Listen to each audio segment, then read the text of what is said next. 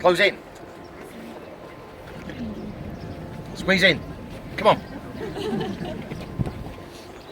Ladies and gentlemen, good afternoon. No, good morning. We're still on morning. And welcome to the Tower. My name's Kevin. I'm one of 37 warders here. I'm going to take you on a journey now through 900 years of history. So if I speak too fast, you'll have to listen quicker. Over there behind you is what remains of the moat or the ditch. This area was once filled with water. Designed by the European expert, a man called Master Walter, a Dutchman. He designs the area so it was some 16 feet or 4.87 metres deeper than you see it today. And twice a day at high tide, the tide would flow into and around the moat. It kept it clean. This worked perfectly at first, until the English get involved. We open up drains with raw sewage. It poured into the moat, and for 500 years we had the largest bubbling cesspit in the land. That was the best defence the Tower's ever had. I can assure you of that one. Over there to your left is the outer wall. The outer wall was completed by the year 1280, started in 1275. It's got 6 towers. Those 6 towers all face south, and they defend against an attack that comes up the river. Beyond that is the inner wall. The inner wall was completed by the year 1225, started in 1190. It's got 13 towers. The most famous is the Bloody Tower. I'll take you down there very shortly and tell you stories of murder. Do you like murder stories? Yeah. I like you. On the corner here, you'll see the Bollywood Tower. Look at those windows. Some are still covered with iron bars. A reminder of the times when this and the other towers here were once prisons within a prison. Very shortly, we're going to make our way through the archway. When we do, look up. In there, you will see the spikes of the Port Cullis. The Port Cullis over there. It dates from 1326. It weighs over 1.5 tons, and it's held in position with a very small paperclip. If there's anybody out there paying any attention whatsoever, you should realise we need to move through that archway very quickly. Let's go. If you go on YouTube, you'll find all of their tours on there. That will save your battery, your memory card, and your hands as well. Top tip of the day. Enjoy the tour then. Thanks.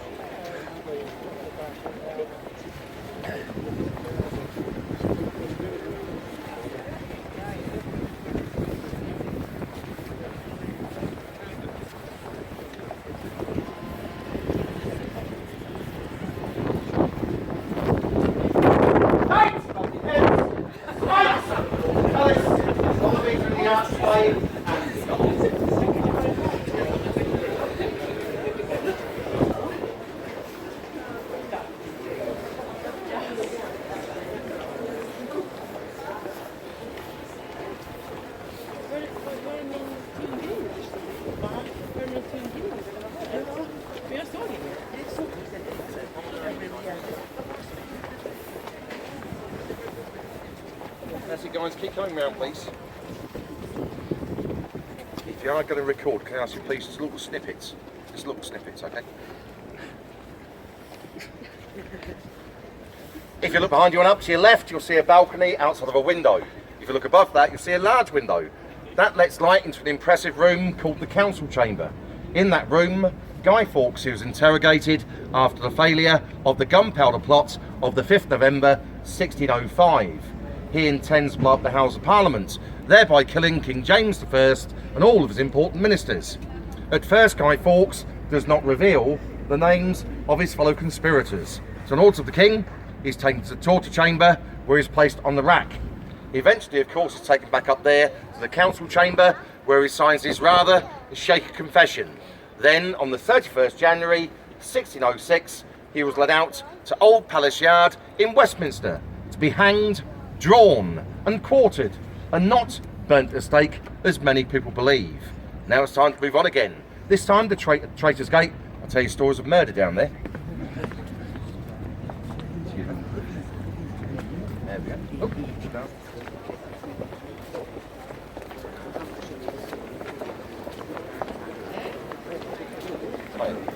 can I please ask you just to record little pieces of the tour, not all of it, okay? Okay. Is that okay? Yeah, yeah. Cool.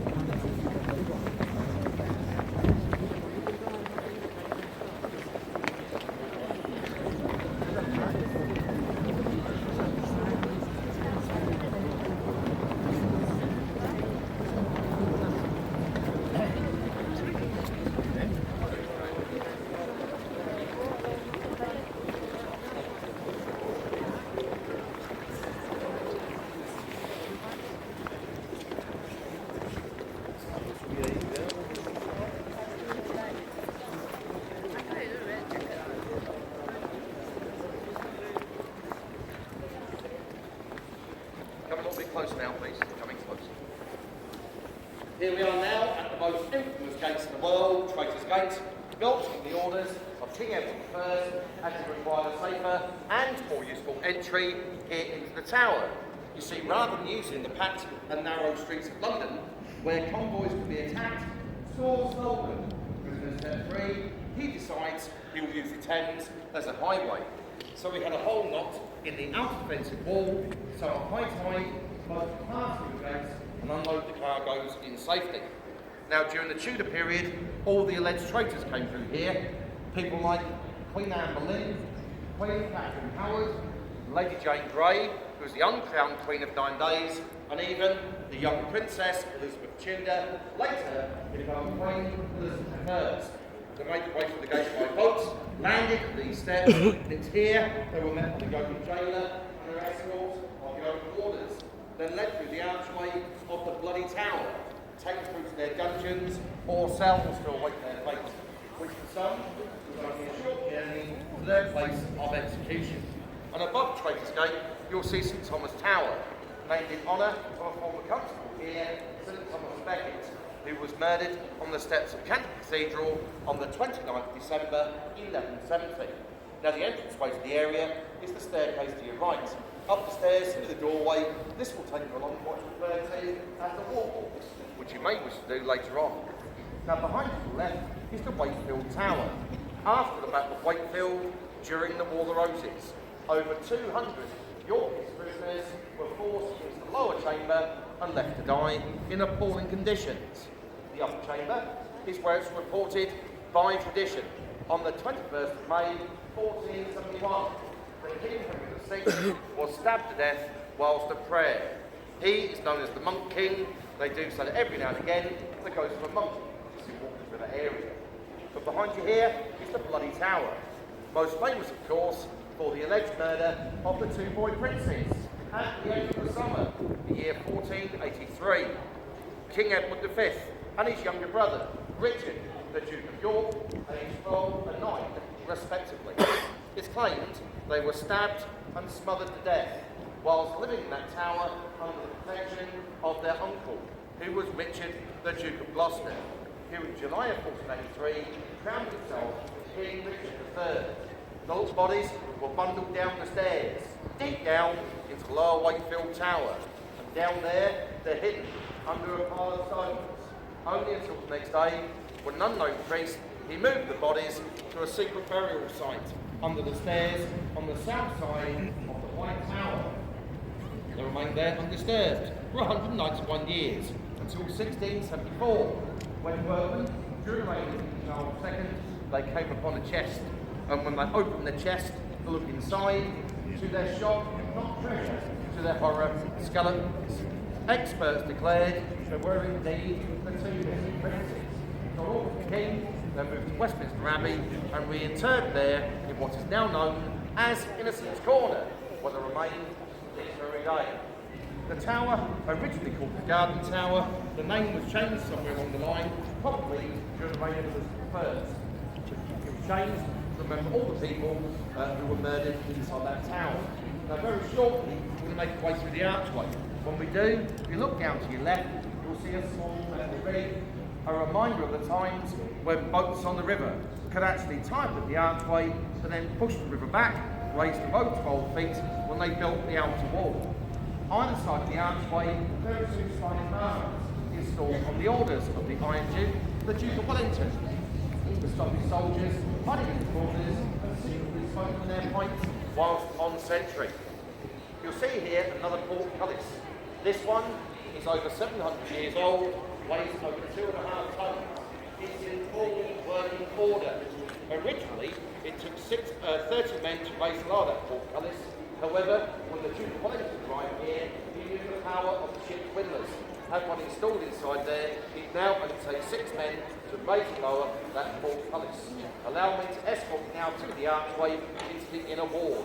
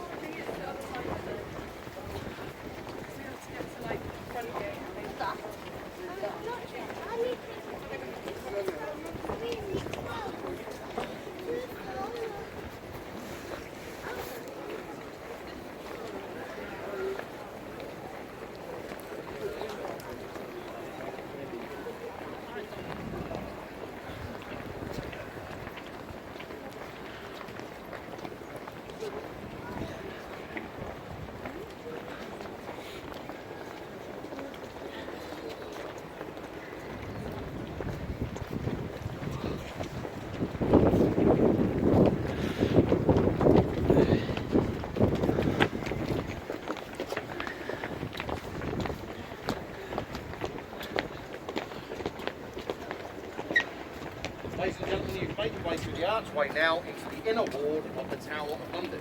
In front of me here, William the Conqueror's Norman Keep is known as the Great White Tower. It is the largest of the 20 towers that make up the complex that people refer to as the Tower of London. This is it. This is the tower. On William's orders, when it began here in the year 1068, it took 20 years to complete. Under the direction of Gundulph Beck, he was the Bishop of Rochester. This tower, the first high-rise in the area, standing over 90 feet tall. With walls taken in thickness from 15 feet at the bottom to 11 feet at the top. On the tops of the corners, you'll find the turrets. 3 of the turrets are square, 1 is round. The round one, that's over the far side, which was the site of the first Royal Observatory until it moved to Greenwich in 1676. On top of the turrets, you'll find weather vanes. They display the royal standards. These tell us this is still a royal palace, however, it is no longer a royal residence. But all of our kings and queens lived here for well over 500 years. The last monarch to actually live inside the White Tower was James II in 1685, the night before his coronation. In here now, we keep the armour collection, suits of armour, weapons of war, and good old-fashioned chopping block and axe used in the last execution on the 9th of April 1747. All here you see. To get to the entrance way, you go all the way around the other side, up the staircase. That's where the torturing took place. People like Guy Fawkes, they were taken down there to stretch the back to gain information. Over there to right in a couple of pages are some of the tower ravens. Now the ravens are the largest and most intelligent of their crow family. They were here before the tower was built, nested in the trees, and later on over the toes of the White Tower. Over the years, a legend or superstition that dates back to the decrees that if those ravens ever leave the tower, then the White Tower will crumble and the monarchy will fall. And these days, to make sure it doesn't happen, on the orders of King Charles II, we keep here 6 ravens. One of my colleagues is known as the Raven Master, who has a daily responsibility for looking after the birds, as well as doing other duties as a warder.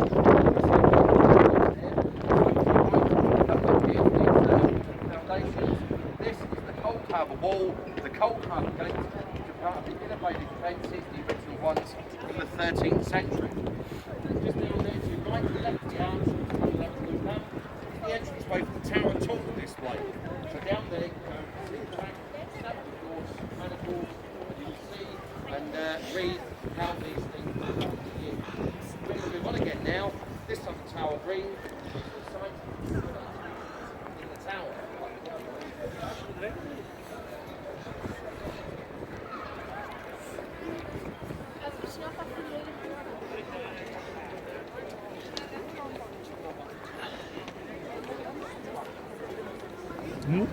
Ein halbes Dorf kommt in hier.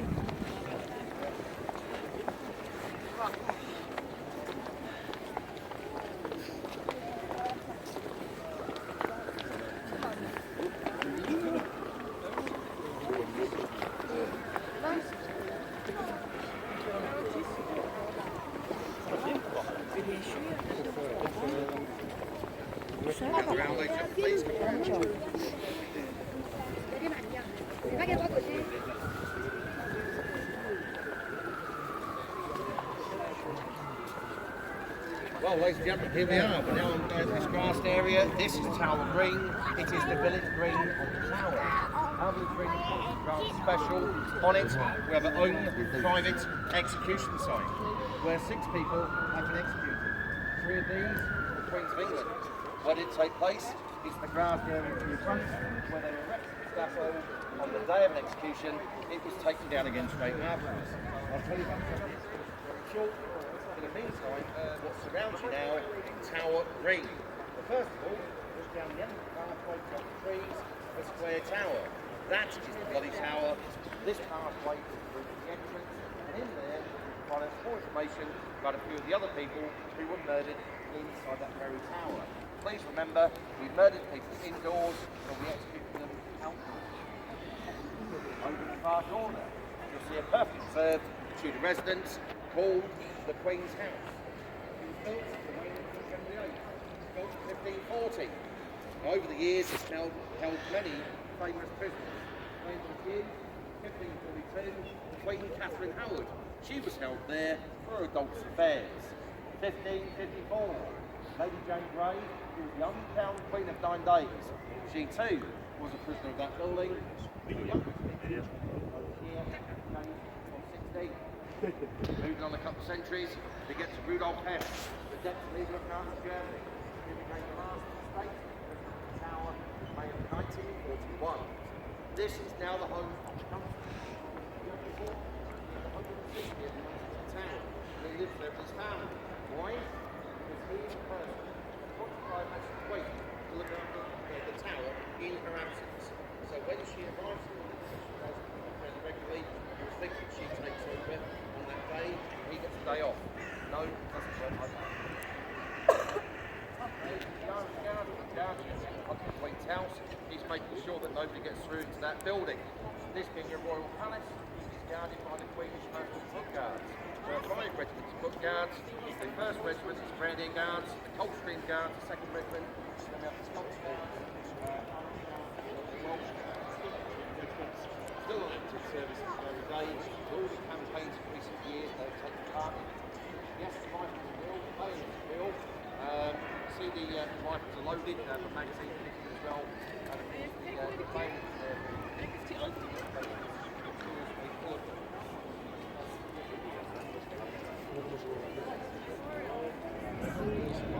Like yours, some of my colleagues, their families, they live there. There are about